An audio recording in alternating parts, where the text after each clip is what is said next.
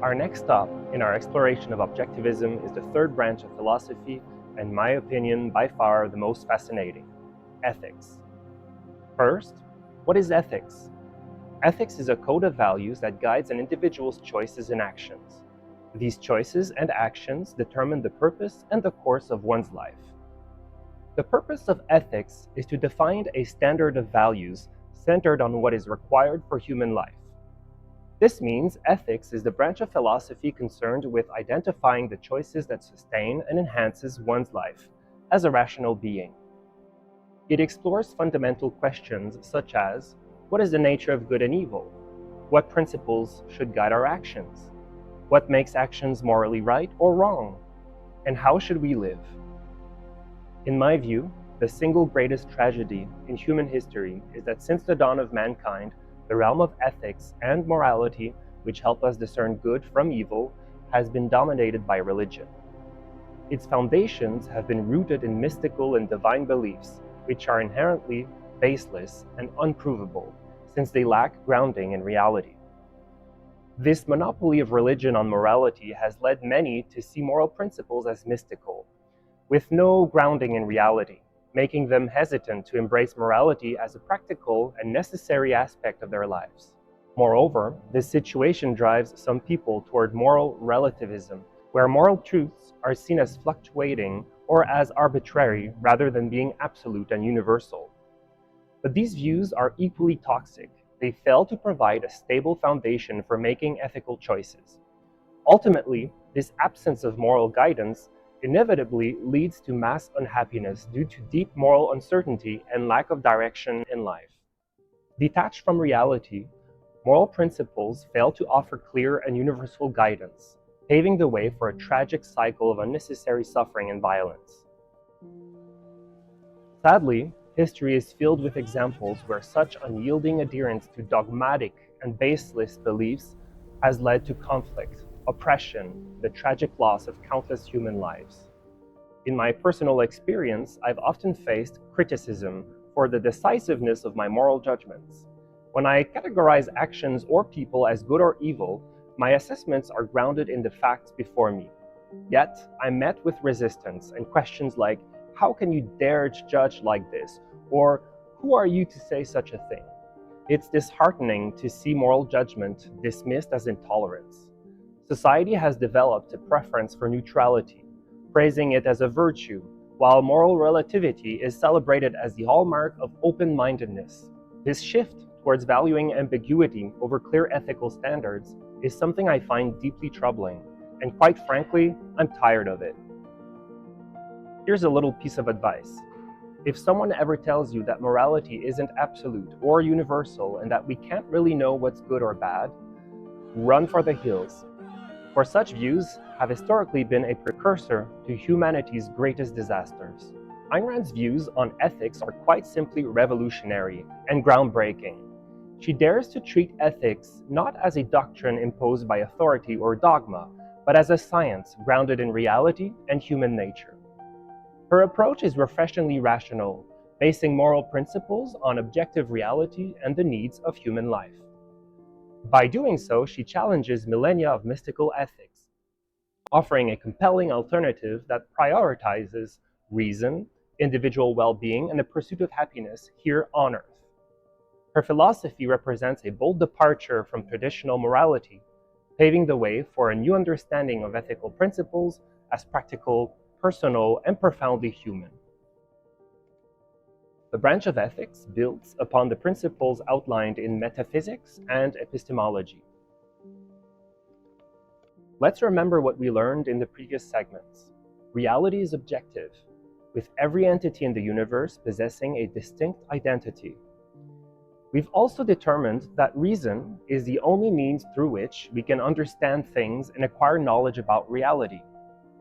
These foundational truths have, as we'll see, significant implications for ethics, guiding us towards a framework where moral principles are not arbitrary or subjective, but are grounded in the objective nature of reality and the rational capabilities of human beings.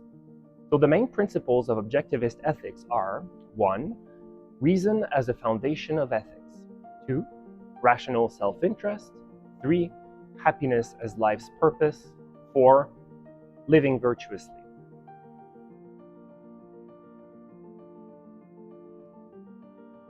Let's start with a fundamental question. Why do we need ethics? As we've seen, ethics isn't just a set of rules. It's a code of values and principles that guides our choices and actions. But what prompts us to adhere to such a code? Consider this. Every living organism, from the smallest bacteria to human beings, seeks values, be it food, light, water, or reproductive mates, to sustain and enhance their lives. While most organisms rely on instinct to secure these values, humans are undeniably distinct. Unlike animals, we don't inherit a set of instincts that tell us what to eat, how to find shelter, or how to protect ourselves. We don't have the physical advantages of fangs, claws, or strong muscles. Based on physical capabilities alone, against a lion or a great white shark, we stand no chance. Instead, our true strength lies in our minds. Without knowledge, without our ability to learn and reason, we wouldn't survive very long. This distinction sharply sets us apart from the rest of the natural world. We need to learn how to live, and that learning is grounded in our ability to think, to reason. This brings us to a crucial point we touched upon in our discussion on epistemology. Reason is our primary tool for gaining knowledge, but it's a lot more than that. It's our primary tool for survival. Without reason, without the ability to distinguish between the beneficial actions and harmful ones, we are as vulnerable as any creature without its natural defenses. But here's where it gets interesting. If reason is our means of survival, then making decisions based on rational thought, not feeling emotions or whims, is absolutely essential. This is where ethics comes into play. Objectivist ethics argues that our ethical decisions, just like our physical actions, must be based on objective reality and the needs of humans as rational beings. In essence, objectivist ethics treats ethics as a science. It's not about arbitrary rules or following tradition for tradition's sake. It's about understanding the reality we live in and making choices that support our life and well-being. It's about using reason to navigate human interactions and personal goals. So why do we need ethics? Because, as thinking beings, our survival depends not just on our physical nourishment we gather, but on the rational decisions we make. Ethics, grounded in reason and reality, is our blueprint for living not just any life, but a good life.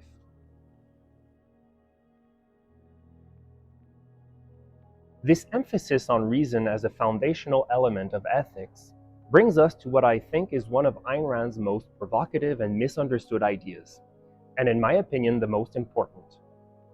This idea is that rational self-interest, or the pursuit of one's own happiness through the use of reason, is the highest moral purpose of an individual's life.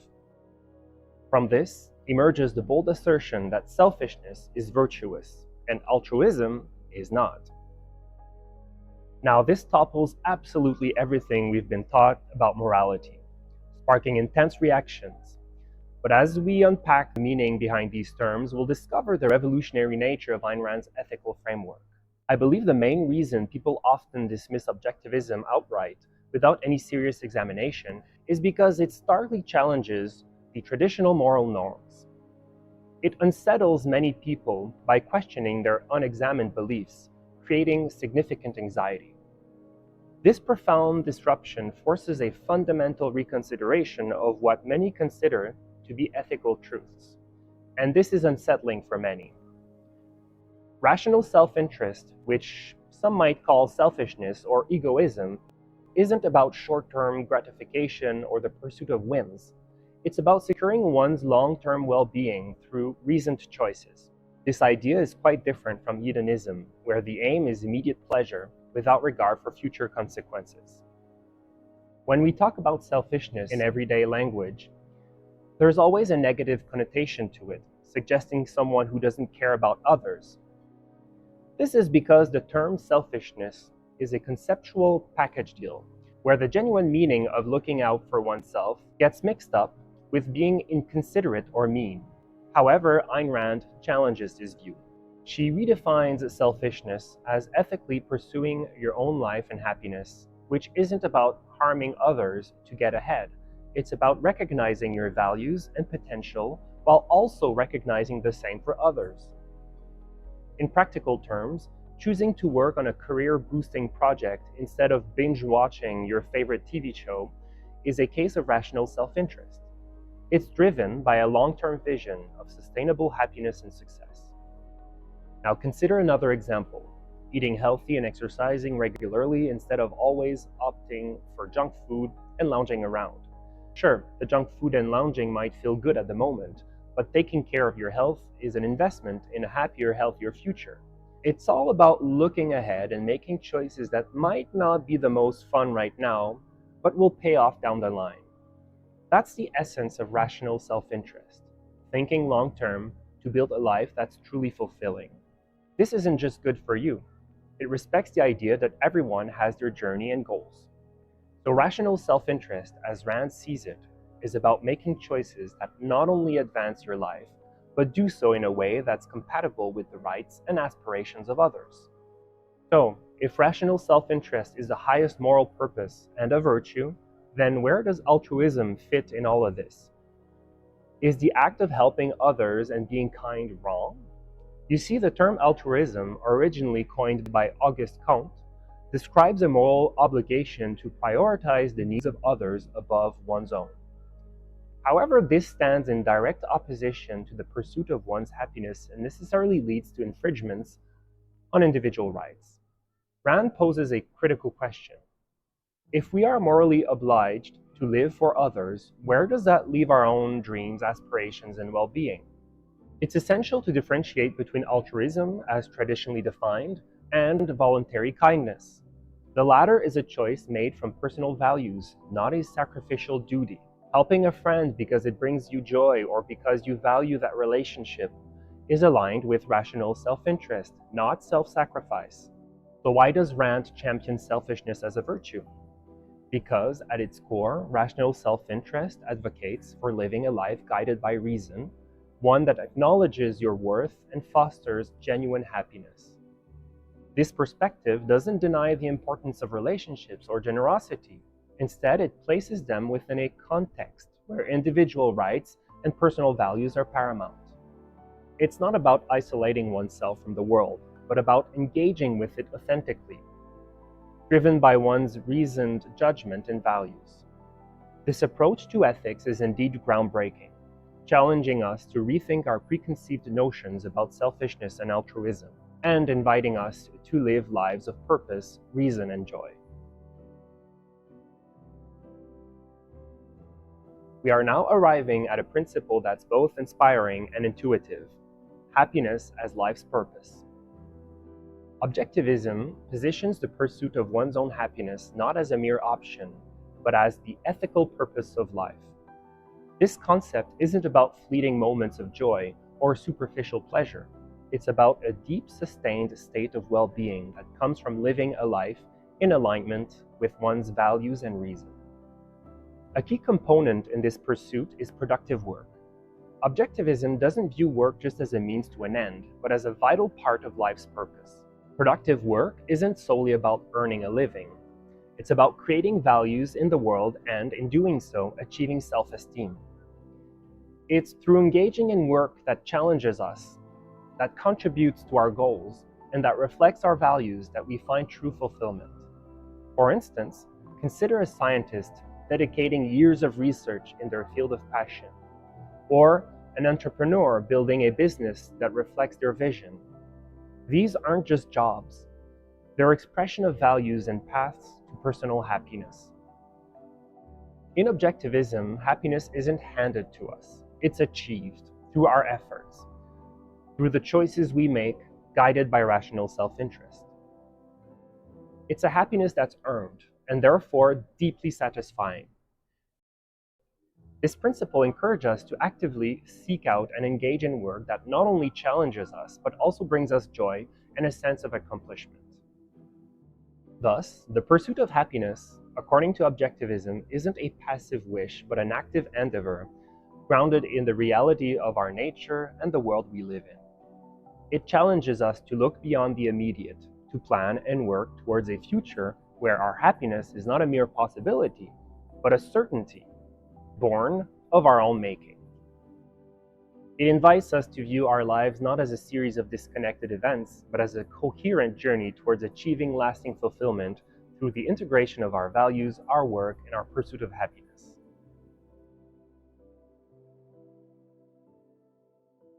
If happiness is the ultimate goal of life on Earth, how do we get there? How do we step on the path that leads to a fulfilling and happy life?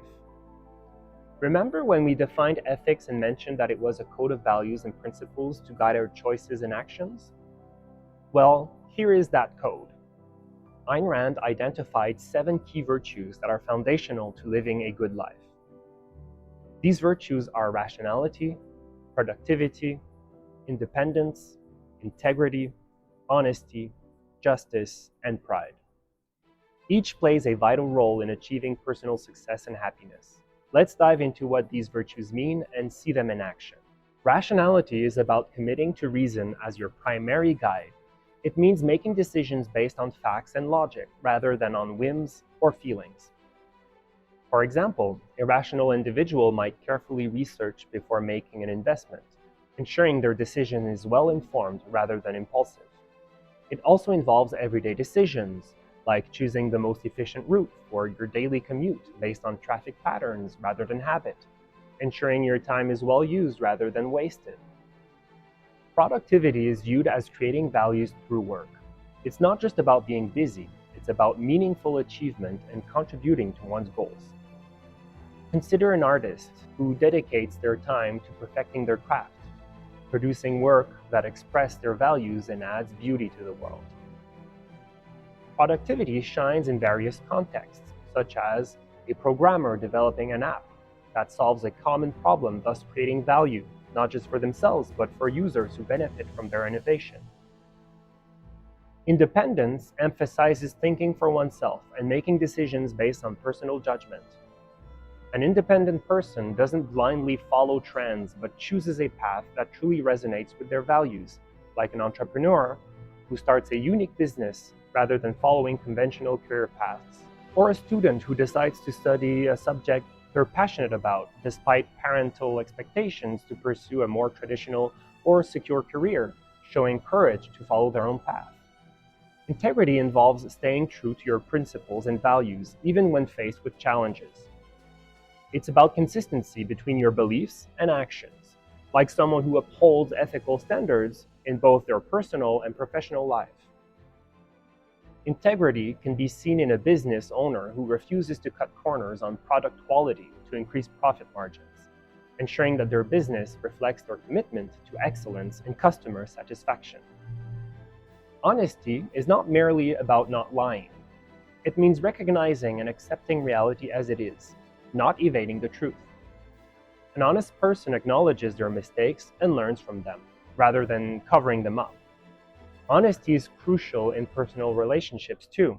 It might involve having a difficult but truthful conversation with a friend about their behavior, fostering a deeper and more authentic connection. Justice is about judging people's actions objectively and treating them accordingly, rewarding the good and condemning the bad. It manifests in our ability to celebrate the achievements of those who bring progress and improvement to our lives, while clearly opposing and taking action against those who undermine the freedom and well-being of others. For instance, this means treating a virtuous person with respect and admiration, while ensuring a criminal faces the consequences of their actions. An example of this could be celebrating an entrepreneur who introduces a groundbreaking technology, enhancing lives and the economy, while criticizing a government policy that restricts personal freedoms. This illustrates the need for justice in both praise and opposition. Pride is considered the reward for practicing the other 6 virtues. It's about achieving self-esteem through living up to your own standards of excellence. Pride comes from knowing you've lived true to your values, like feeling a deep sense of accomplishment after completing a challenging project. Pride can also be felt in personal growth milestones, such as learning a new language or skill, where the journey of self-improvement and adherence to these virtues enhances one's sense of self-worth and achievement. These virtues are not abstract ideals, but practical guidelines for living. They are integrated into everyday decisions, shaping a life of purpose, achievement, and joy. Living virtuously, according to Objectivism, is about embracing these principles in all aspects of life, leading to not just personal success, but a deeply fulfilling existence. In my case, the pursuit of rational long-term goals is manifested through several personal commitments that align with my rational self-interest. For example, creating this video is an expression of my commitment to productive value creation. It's more than just a project, it's a passion that fills me with pride and a deep sense of accomplishment, proving to myself that I can make a positive impact. In addition to that, physical well-being through regular workouts represents more than just a quest for health. It's the gratification of building a strong body that embodies my commitment to long-term self-care and excellence.